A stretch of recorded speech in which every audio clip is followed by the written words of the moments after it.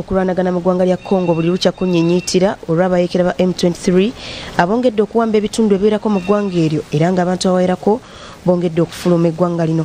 Ku nsonga eno omukago gw'amawanga ga Africa gu African Union gusabye enjuyi zombi okukkaanya n'okukomya okulwanagana okulesa abangi nga bafiiriddwa obulamu n'abawerako ne bafuuka abanoonyi b'obubudamu. Bino ebijjidde ng'olunaku lw'eggulo gavumenti ya Congo yanaabidde omubaka wa Rwanda mu ggwanga eryo mu maaso n'emusaba okwamuka eggwanga eryo mu bbanga lya ssaawa 48 zokka olw'ebigambibwa okuba nti Rwanda y'emu ku bavujjirizi abayeekera ba M23 abakulu era nga kati bano batiisatiisa n'okuwamba ekibuga Goma.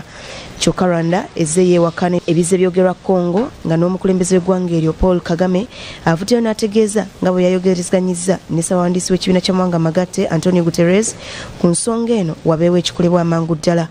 Ono era mu kiwandiiko ky'afulumiza ategeeza nti bakola buli ekisoboka okulanga bazzaawo emirembe.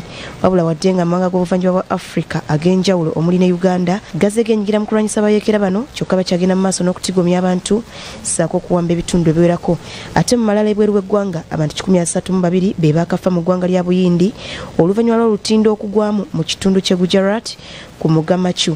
Olutindo luno lubadde lukozesebwa abantu ab'enjawulo era nga b'obuyinza bategeezezza nti abantu abalala 177 be baakataasibwa kyokka nga abawerako bakyabuze.